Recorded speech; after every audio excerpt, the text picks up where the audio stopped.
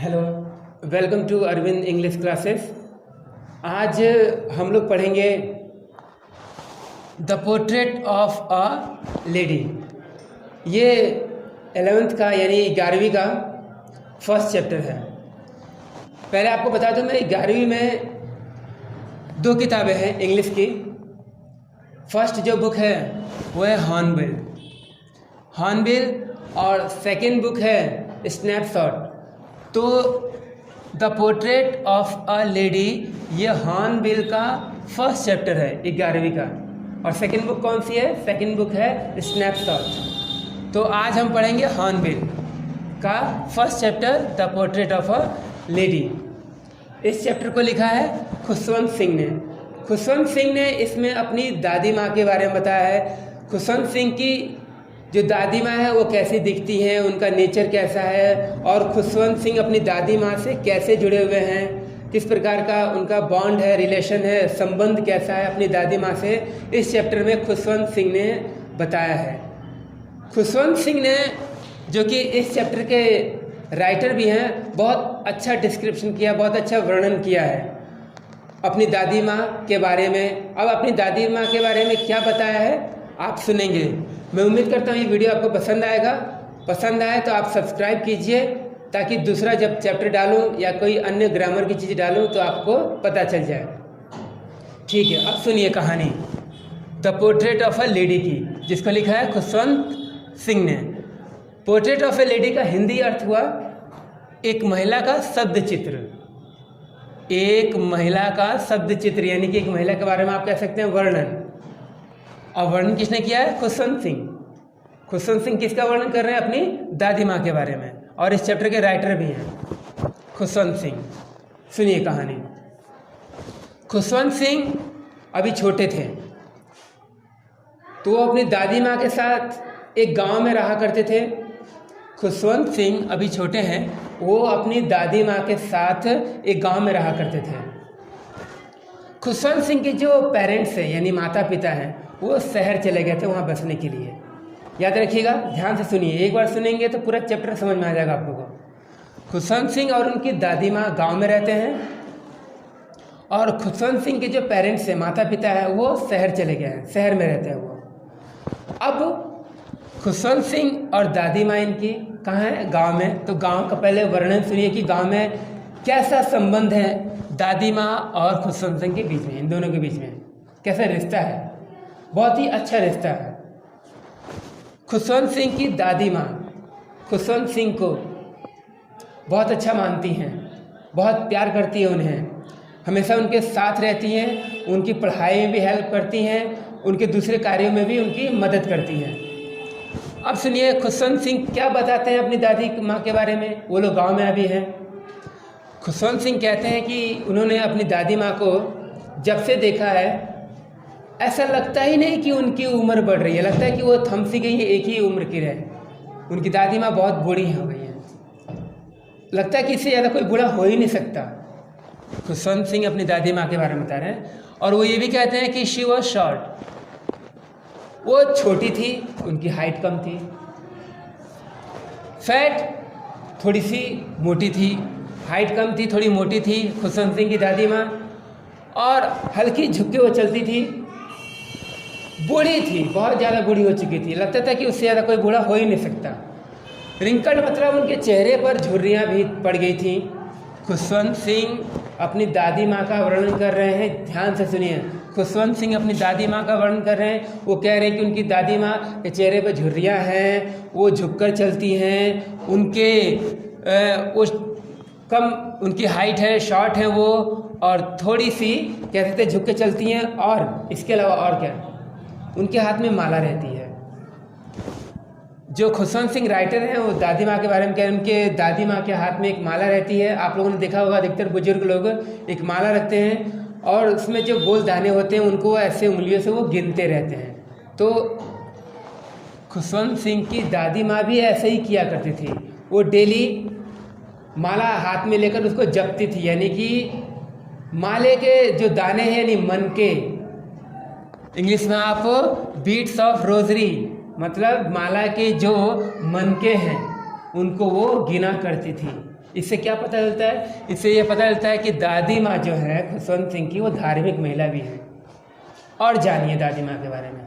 Daily सुबह दादी माँ डेली सुबह उठ जाया करती थी और खुशवंत सिंह को जगाया करती थी। फिर इसके बाद वो उनको नहलाया भी करती थी। दादी माँ खुशवंत सिंह को नहलाया भी करती थी और स्कूल के लिए तैयार करना, और सुबह सुबह एक मोटी रोटी दिया करती थी जो कि बासी रोटी हुआ करती थी, और उस रोटी पर वो थोड़ा सा चीनी छिड़क दिया करती थी और मक्खन। तो वही लेखक यानी कि खुशवंत सिंह खाया करता था। और इसके बाद दादी माँ, देखिए, स्कूल के लिए तैयार करना, सुबह जगाना, नहलाना, इसके साथ इसके बाद वो दादी माँ खुशवंत सिंह के साथ उनके स्कूल भी जाया करती थी, साथ में स्कूल जाते थे। क्यों? स्कूल के बगल में, स्कूल जहाँ था, लेखक का जहाँ स्कूल था, लेखक के स्कूल के बगल में एक मंदिर था। उस मंदिर में दादी माँ पूजा किया करती थी। उस मंदिर में दादी माँ पूजा किया करती थी। हमेशा वो एक धार्मिक किताब पढ़ा करती थी दादी माँ। ठीक, अब सुनिएगा, मैंने अभी बताया खुशवंत सिंह के साथ उनकी दादी माँ डेली स्कूल जाया करती थी। इस लेखक के स्कूल के बगल में ही एक मंदिर था। दादी माँ मंदिर में जाकर डेली धार्मिक किताब पढ़ती थी, और जब स्कूल की छुट्टी होती थी तो दादी माँ लेखक के साथ घर वापस भी आया करती थी। डेली का ये रूटीन था, साथ में जाना स्कूल, और खुद वो मंदिर में चली जाती थी और लेखक कहाँ चला जाता था? अपने स्कूल में पढ़ाई किया करता था। फिर छुट्टी हुआ करती थी तो साथ में घर वापस भी आया करती थी दादी माँ। अब इसके अलावा क्या, दादी माँ बहुत ज़्यादा सरल स्वभाव की थी, धार्मिक महिला थी, अच्छे मन की थी। वो लेखक की केयर भी करती थी, हर काम में मदद किया करती थी, बल्कि उनकी पढ़ाई में मदद किया करती थी। दादी माँ लेखक की पढ़ाई में मदद किया करती थी और धार्मिक चीज़ें भी सिखाया करती थी। और सुनिएगा, जब वो डेली नहलाती थी, दादी माँ खुशवंत सिंह को जब वो डेली नहलाया करती थी तो वो एक प्रार्थना गुनगुनाया करती थी, मन में एक प्रार्थना गुनगुनाया करती थी। और वो चाहती थी, दादी माँ ये चाहती थी कि खुशवंत सिंह को पता चल जाए, वो सीख जाए प्रार्थनाओं को, जो गा रही हैं वो खुशवंत सिंह सीख जाए। लेकिन खुशवंत सिंह को प्रार्थना समझ में नहीं आती थी, क्योंकि दादी माँ इस तरह से गाया करती थी कि वो ठीक से सुना ही नहीं देता था। तो इसलिए लेखक ने कभी सीखने की कोशिश नहीं की, परिश्रम नहीं किया उसने, लेखक ने कभी सीखने का। लेकिन दादी माँ डेली ऐसा किया करती थी, नहलाते समय लेखक को प्रार्थना गुनगुनाया करती थी, और वो चाहती थी कि लेखक इसको सीख जाए, इसको सुन के याद कर ले। लेकिन लेखक को वो ज़्यादा समझ में आता नहीं था। अब आगे सुनिएगा, मैं आपको कहाँ की बात बता रहा हूँ, मैं आपको गांव की बात बता रहा हूँ। लेखक और उनकी दादी माँ गाँव में हैं। अब इसके अलावा और जानिए, दादी माँ डेली क्या करती थी कि जब वो अपने पोते यानी कि खुशवंत सिंह के साथ स्कूल जाया करती थी तो वो हाथ में कुछ रोटियां भी लिया करती थी। क्यों? क्योंकि जब वो जिस गली से जाया करते थे, ढेर सारे कुत्ते आ जाया करते थे, तो दादी माँ उन रोटियों को उन कुत्तों को खिलाती भी थी। देखिए, कुत्तों को रोटियां खिलाती हैं, धार्मिक किताबें पढ़ती हैं, मंदिर में जाती हैं, इसके अलावा वो प्रार्थना गुनगुनाया करती हैं, हाथ में माला लेकर माला भी जपती हैं, उनके मनकों को गिनती भी हैं। तो इससे पता चलता है कि लेखक की दादी माँ एक धार्मिक महिला है। ठीक, ये गांव की कहानी बताई जा रही है आप लोगों को कि कैसी थी दादी माँ लेखक की। अब आगे सुनिएगा। अब आगे आपको ये बता दिया जाए, लेखक के पेरेंट्स कहाँ बस गए हैं? शहर में। तो शहर में जब वो बस गए, जब वो अच्छी तरह वहाँ सेटल हो गए, तो लेखक को और उनकी दादी माँ को उन्होंने बुला लिया। अभी तक तो वो लोग गाँव में थे, दादी माँ लेखक। अब लेखक और दादी माँ कहाँ चले गए? शहर चले गए। अब शहर का माहौल देखिएगा। अभी पहला चरण था, अब दूसरा चरण सुनिएगा।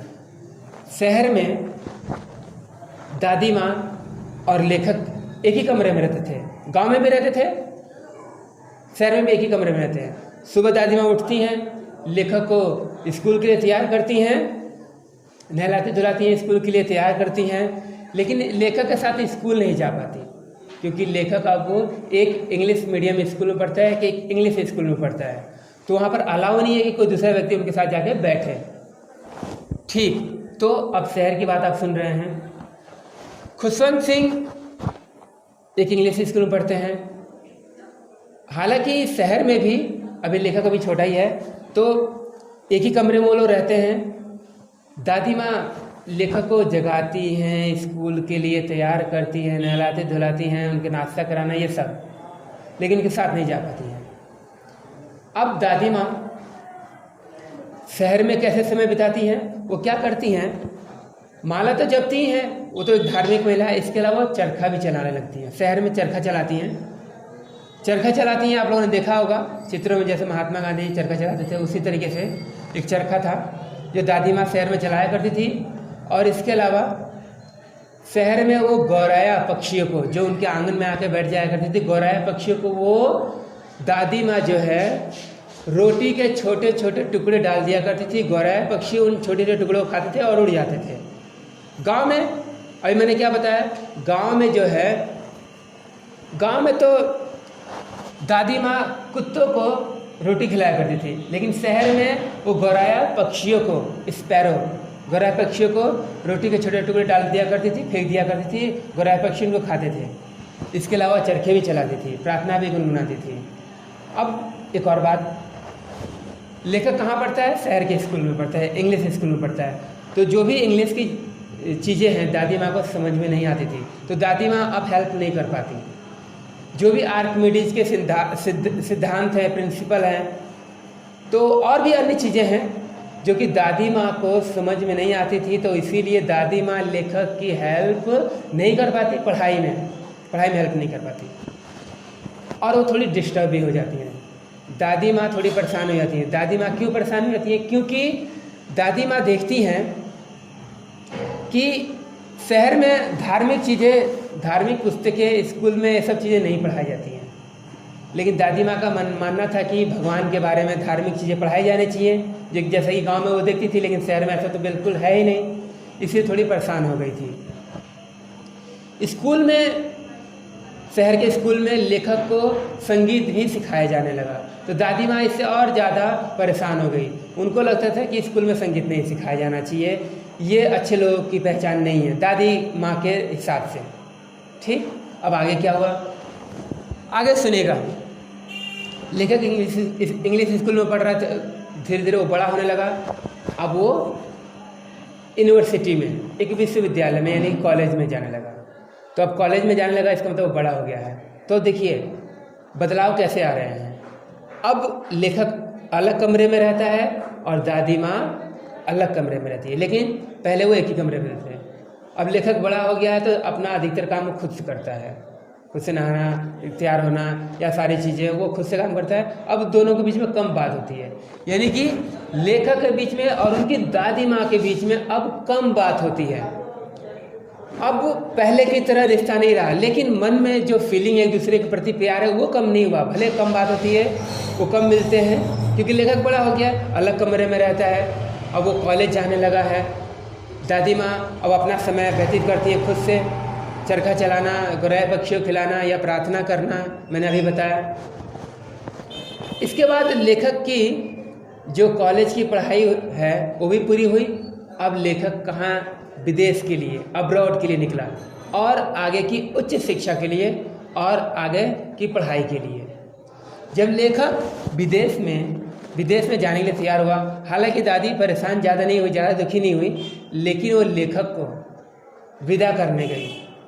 वो स्टेशन पर लेखक को विदा करने गई। उन्होंने वहाँ पर लेखक को गले लगाया और फिर वो लेखक वहाँ से रवाना हो गया विदेश के लिए, और दादी माँ घर वापस आई। लेखक कितने साल के लिए गया है विदेश? 5 साल के लिए, 5 ईयर, 5 साल के लिए लेखक गया है विदेश। अब दादी माँ अकेले हैं शहर में, लेखक चला गया है विदेश। अब बात करने का कोई मतलब नहीं है। दादी माँ अपना समय कैसे व्यतीत करती हैं? वही पक्षियों के लिए रोटी के टुकड़े डालना, प्रार्थना करना, या चरखा चलाना, इन सब चीज़ों से दादी का समय व्यतीत हुआ करता था। अब आगे क्या, आगे जो है लेखक को उम्मीद नहीं थी कि वो 5 साल के बाद वापस आएगा तो अपनी दादी माँ को जीवित देख पाएगा, क्योंकि दादी माँ बहुत ज़्यादा बूढ़ी हो चुकी थी। लगता था कि उससे अधिक कोई बूढ़ा हो ही नहीं सकता। झुर्रियाँ चेहरे पर थी, वो बैंड होके झुक के थोड़ी चलती भी थी। ये सब चीज़ें मैंने आपको शुरुआत में बताया था। जैसा कि अब आगे सुनिएगा। 5 साल के बाद लेखक विदेश से वापस आया। दादी माँ उनको लेने के लिए गई थी। दादी माँ को देखकर लेखक खुश हो गया, बहुत ज़्यादा प्रसन्न हो गया लेखक अपनी दादी माँ को देखकर कि जीवित है, खुश है।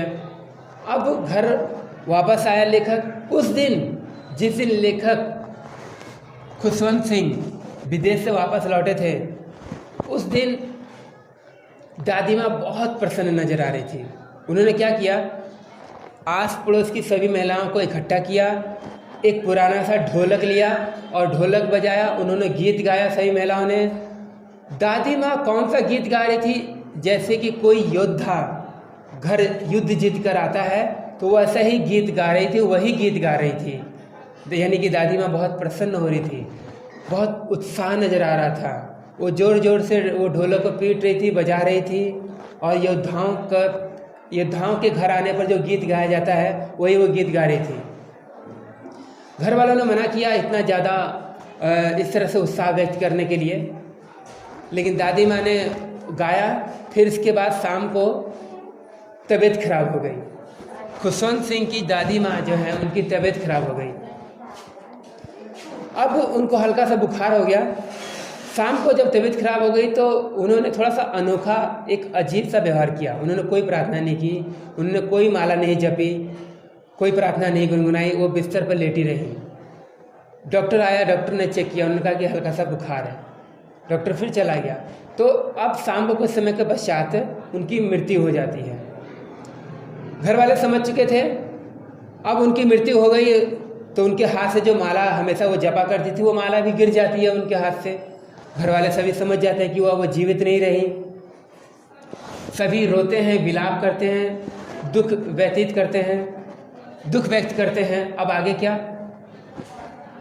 आगे जैसे कि रीति रिवाज होता है, एक रस्म होती है। अब उनके लिए जो है अंतिम संस्कार की जो भी विधियां हैं वो सारी की जाती हैं। आंगन में बहुत सारी गौरैया पक्षी भी आकर बैठ जाती हैं। तो लेखक की जो माँ है, लेखक की माँ, वो रोटी के छोटे छोटे टुकड़े डालती हैं, लेकिन गौरैया पक्षी खाती नहीं है। वो चुपचाप ऐसे ही बैठी रहती हैं आंगन में बिखर कर। इसके बाद क्या हुआ, फिर इसके बाद दादी माँ की जो डेड बॉडी है, जो उनका शव है, वो अंतिम संस्कार के लिए वहाँ से ले जाया जाता है। जैसे ही अंतिम संस्कार के लिए उनकी डेड बॉडी को ले जाया जाता है तो गौरैया पक्षी भी शांतिपूर्वक बिना उन रोटी के छोटे छोटे टुकड़े को खाए बिना उड़ जाते हैं। यानी इस तरह से गौरैया पक्षी भी अपना दुख व्यक्त करते हैं। अगले दिन सुबह वो रोटी के छोटे छोटे टुकड़े झाड़ू लगाकर उनको साफ करके एक डस्टबिन में डाल दिया जाता है। तो ये थी समरी, ये था सारांश जो कि खुशवंत सिंह ने लिखा है, अपनी दादी माँ का वर्णन किया है। 3 चरणों में वर्णन है। आप लोगों ने क्या जाना, पहला चरण तो देखा गांव में, फिर इसके बाद लेखक आया शहर में, फिर इसके बाद लेखक कहाँ गया था, जब वो बड़ा हो गया, यूनिवर्सिटी पढ़ने लगा, फिर विदेश गया। तो 3 चरणों में खुशवंत सिंह ने अपनी दादी माँ का वर्णन किया है। मैं उम्मीद करता हूँ आपको ये चैप्टर समझ में आया होगा। That's it.